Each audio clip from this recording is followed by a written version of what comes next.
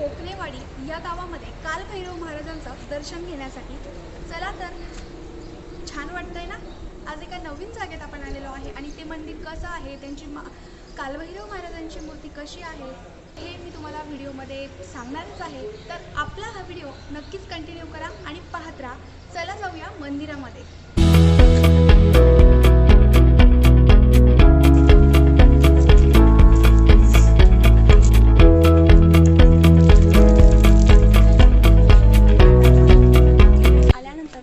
व्यवस्था केली आहे, ज्याला पाणी आहे आणि आपण सर्वात प्रथम पाय धुवायचे आहे आणि मग जायचं आहे मंदिरामध्ये.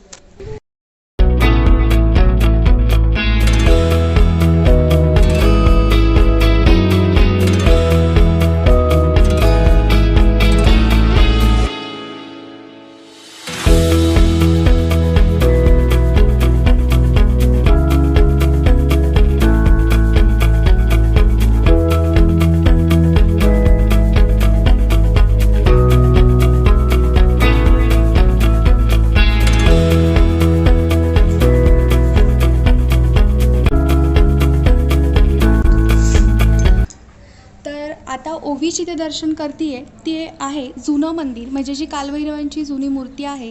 पहिले ते मंदिर होतं, तर आता त्याचा जीर्णोद्धार झाला आहे आणि दुसरं मंदिर अजून.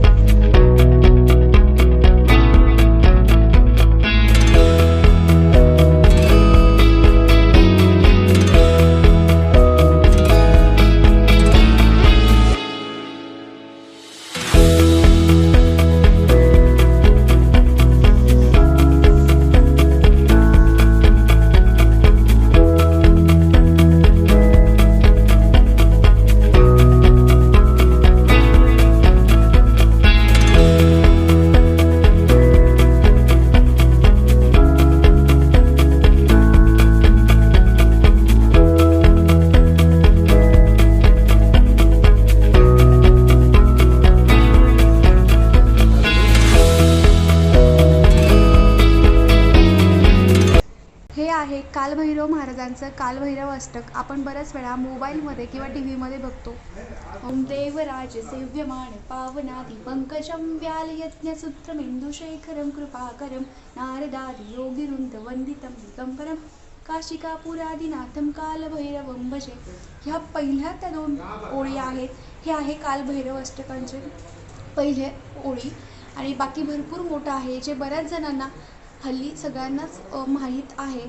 तर कालभैरव हे म्हणजे भगवान शंकराचाच अवतार आहे असं समजलं जातं. आता इथला आपण व्ह्यू पाहू शकता की किती नॅचरल आहे. खरंच ही किती नॅचरल हवा आहे, बघायलाही छान वाटते. आणि साईडने जे पाणी दिसतंय ती नदी आहे, तिचं नाव आहे प्रवरा.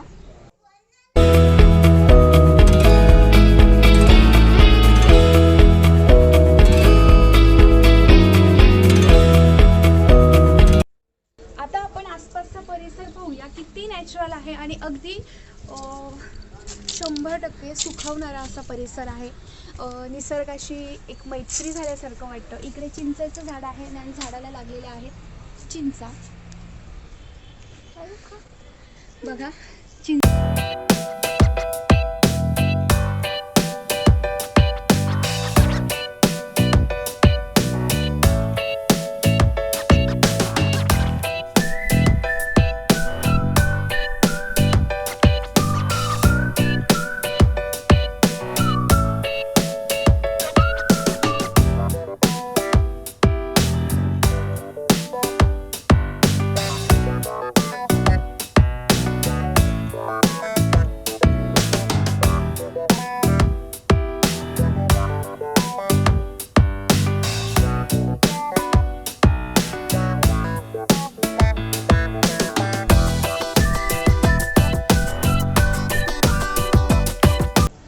गावात सुद्धा अशी छान सुविधा इथे केलेली आहे. तर काका इथे म्हणजे कधी जत्रा असते किंवा मंदिराविषयी थोडीफार अशी काहीतरी माहिती सांगा. हनुमान जयंतीच्या एक दिवस अगोदर भैरवनाथ चतुर्दशीच्या दिवशी वार्षिक यात्रा असते आणि काल भैरव जयंतीच्या दिवशी तो एक उत्सव असतो. असे वर्षाचे 2 उत्सव या ठिकाणी असतात आणि हे दैवत जे काशीवरून स्वतः इथपर्यंत एका भक्ताच्या पाठीमागं आलेले आहेत आणि त्यांनी वळून पाहिल्यामुळं त्यांनी सांगितलं होतं जिथं वळून पाहणार त्या ठिकाणी थांबणार. थांबल्यानंतर त्यांनी त्या डोहामध्ये उड्या घेतल्या आणि त्याची ते त्याच्या शिळा झाल्या. अच्छा. आणि मग गावकऱ्यांनी ते इथं आणून त्या प्रतिष्ठापना केली आणि नंतर मूर्ती घडवली. तर हे काशीवरून आलेली आहे म्हणजे छोटी काशीची. अच्छा अच्छा. एका भक्ताच्या भक्तीला पूर्णपणे श्रद्धास्थान ठेवून हे कालभैरव महाराज इथे आलेले आहेत आणि या प्रवरा नदीच्या ठिकाणी किंवा काठावर वसलेले हे कालभैरवांचं मंदिर कोकणेवाडी या गावाला हे लाभलेलं आहे आणि तिथले जे गावकरी आहेत तेही खूप श्रद्धास्थानाने किंवा भावभक्तीने आपलं पूर्ण व्यवस्थित असं सगळे जे कार्यक्रम असतील, आपल्या परंपरा असतील किंवा सोपस्कार असतील ते सगळं व्यवस्थित असं केलं जातं आहे आणि इथला व्ह्यूही आपण बघू शकता की खूप प्रसन्न वाटते आणि इथे आलेला प्रत्येक माणूस खूप छान पॉझिटिव्ह शक्ती घेऊन आणि कालभैरव ज्यांचा जो काही आशीर्वाद आहे तो घेऊन प्रत्येकजण घरी जाणार आहे.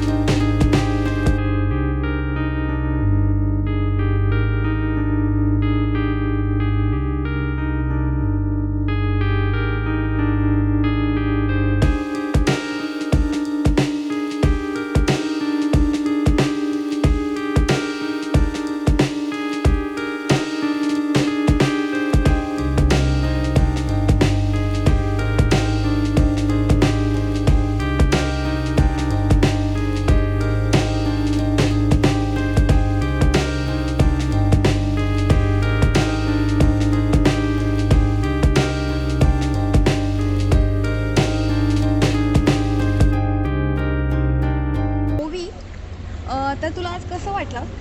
छान. कुठे आली होती तू? कोणत्या गावाला? कोकणेवाडीला. कोकणेवाडीमध्ये येऊन काय बघितलं तू? कालभैरव महाराज. कसं वाटलं तुला आज? छान. आणि तू आपल्या व्ह्यूअर्सला काय सांगशील की इथे यायला पाहिजे की नाही यायला पाहिजे? यायला पाहिजे. इकडे बघ समोर बघून. यायला पाहिजे. लहान मुलांची ही बडबड अशीच चालू राहते. कुठंही जा, आपण जॉब करा, बाहेर जा, घरात राहा, पण लहान मुलं बडबड करायची थांबत नाहीत. पण आपल्या बडबडीला कुठेतरी मर्यादा नक्कीच आहे. तर हा छोटासा ब्लॉग आपल्याला कसा वाटला आणि हे कमेंट्समध्ये नक्की सांगा. हा ब्लॉग आता आपण इथेच करूया बंद, कारण वेळेची मर्यादा आहे आणि परत भेटूया पुन्हा एका नवीन ब्लॉगमध्ये. चला तर, टेक केअर, व्यवस्थित राहा, मजेत राहा, दुसऱ्यांनाही आनंदी ठेवा, स्वतःही आनंदी राहा. चला तर मग व्हिडिओ करूया बंद. Bye bye. Bye bye.